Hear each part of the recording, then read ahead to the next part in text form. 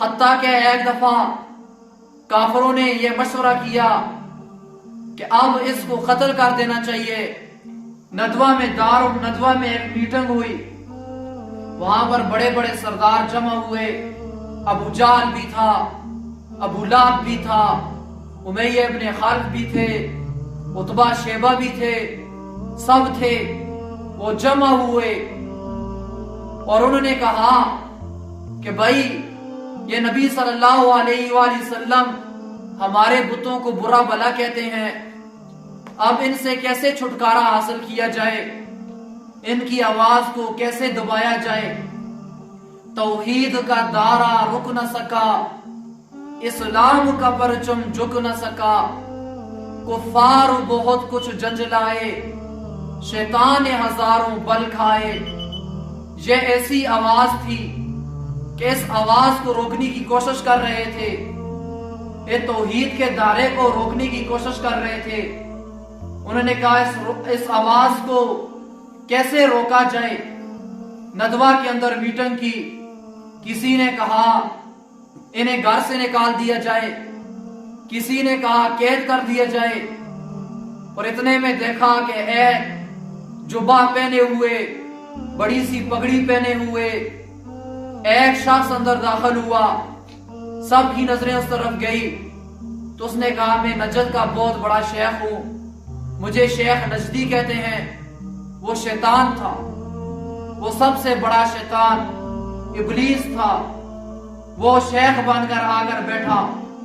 جب ابو جہل نے کہا کہ ہر قوم کا، ہر قبیلے کا ایک ایک نوجوان ہو اور سب مل کر جائیں، جب وہ صبح کی نماز کے لیے باہر نکلیں گے تو ہم ان کو قتل کر دیں گے، تو شیخ نجدی وہ شیطان کہنے لگا اصل رائے تو یہ ہے، کیا رائے دی ہے، وہ کیا مشورہ دیا ہے، یہ سب سے بہترین بات ہے۔ اب سب اپنی تلواریں لے کر ہر قوم کا ایک بندہ، ہر قبیلے کا نبی صلی اللہ علیہ وآلہ وسلم کے گھر کے چاروں طرف کھڑے ہو گئے کہ یہ اب صبح کی نماز کے لیے باہر نکلیں گے تو ان کو قتل کر دیں گے۔ اب اللہ رب العزت نے نبی صلی اللہ علیہ وآلہ وسلم کو سب کچھ بتا دیا کہ آپ کے قتل کے لیے باہر کفار کھڑے ہیں، مشرک باہر کھڑے ہیں۔ اب اللہ رب العزت نے یہ خبر دی اور یہاں پر بھی نبی صلی اللہ علیہ وآلہ وسلم کا امتحان ہوا۔ دیکھا، پرکھا کہ اب اللہ کے نبی صلی اللہ علیہ وآلہ وسلم کیا کریں گے، کیا تلوار لے کر خود باہر جائیں گے، کیا اپنے صحابہ کو آوازیں دیں گے، کیا کھڑکی سے باہر آوازیں نکالیں گے، کیا کریں گے، کس کو پکاریں گے۔ تو اب اللہ کے نبی صلی اللہ علیہ وآلہ وسلم نے سر جھکا لیا اور سر جھکا کر اللہ رب العزت کو پکارنے لگ گئے، یا اللہ کفار جمع ہو چکے ہیں، میری مدد فرما دے۔ اب اللہ رب العزت نے مدد کی۔ نبی صلی اللہ علیہ وآلہ وسلم کے اس واقعے سے یہ سبق بھی ملتا ہے، جب کوئی مشکل آ جائے تو انسان سب سے پہلے اللہ رب العزت کو پکارے۔ اللہ 70 ماؤں سے زیادہ محبت کرنے والا ہے، وہی انسان کی پکار کو سنتا ہے۔ ذرا سا جو پکاروں تو میری آواز سنتا ہے، ذرا سا جو پکاروں تو میری آواز سنتا ہے۔ میرا اللہ ہر دکھ کا، ہر درد کا ہمراز بنتا ہے، ذرا سا اشک کے بدلے مجھے وہ معاف کرتا ہے۔ میرے دامن کی ساری خطاؤں کو وہ صاف کرتا ہے۔ اللہ رب العزت کو نبی صلی اللہ علیہ وآلہ وسلم نے پکارا تو اللہ نے پکار کو سنا، ایسی انوکھی مدد کی کہ جس سے عقلیں حیران ہو جائیں، جس سے دماغ متاثر ہو جائیں، سارے اہل دانش، ساری طاقتیں جس کے سامنے ہیچ پڑ جائیں، شکست خوردہ ہو جائیں، ऐसी मदद की। अल्लाह रब्बुल इज्जत ने फरमाया, ए मेरे नबी, तू थोड़ी सी मिट्टी को उठा, कंकरियां उठा।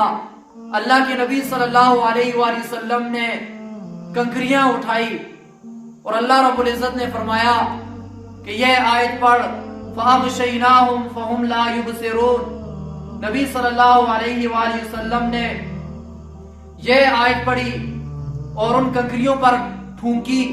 फूंक मारने के बाद अल्लाह के नबी सल्लल्लाहु अलैहि वसल्लम बाहर निकले और ऐसे उस गर्द को, उस गुबार को हवा में ऐसे फेंक दिया और अल्लाह रब्बुल इज्जत ने हर काफिर के सर पर उस गर्द और गुबार को पहुंचाया, जिससे हर काफिर को नींद आई।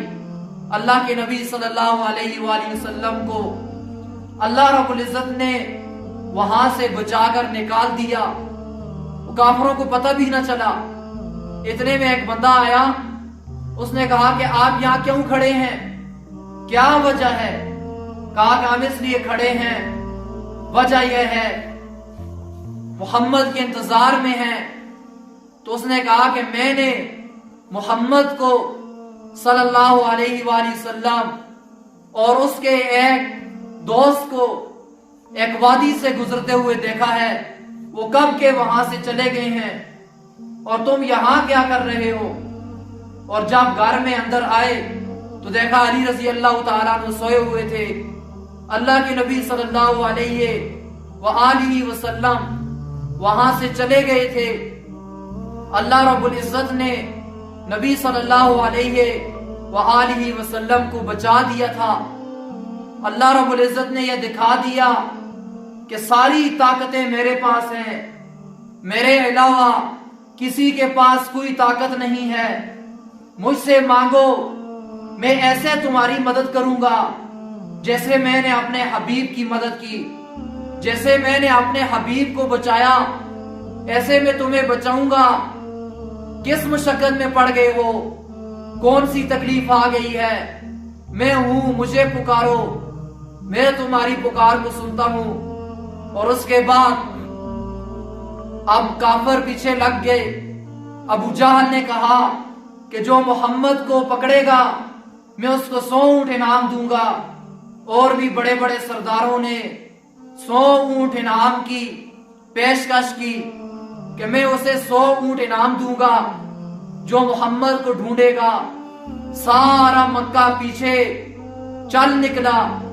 औरतें, बच्चे, बड़े 100 ऊंट की लालच में नबी सल्लल्लाहु अलैहि वसल्लम को ढूंढ रहे हैं।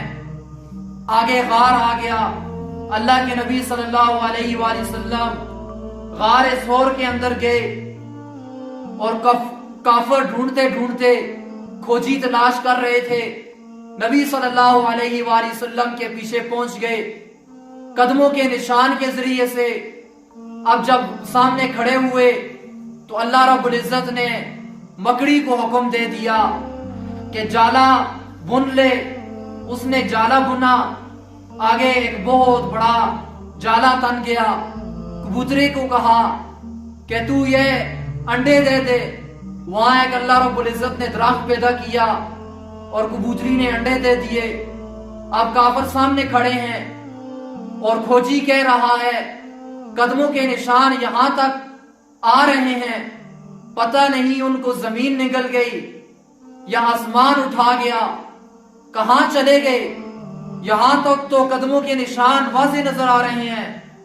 2 आदमियों के कदमों के निशान हैं और आपस में तकरार कर रहे हैं। कहा कि हो सकता है इससे आगे गए हों। तो वहां पर उमैया इब्न खल्फ कहने लगा कि यह तुम्हारी पैदाइश से पहले का मकड़ी का जाला है। इतना भयानक किस्म का, इतना खतरनाक किस्म का, डरावने किस्म का जाला बुना हुआ था मकड़ी ने। कबूतरी ने अंडे दिए हुए थे। आपस में बहस और मुबासा कर रहे हैं। ये देखो, ये देखो, अगर गार में जाते तो ये जाला टूट जाता, अंडों को हटा लेते। गार में नहीं है। अल्लाह ने सारी ताकतों को एक छोटी सी मकड़ी के जरिए से हरा दिया, हीज कर दिया। پیچھے کیا تھا؟ اللہ رب العزت کی مدد تھی. اللہ رب العزت کی مدد ایمان والوں کے ساتھ ہے.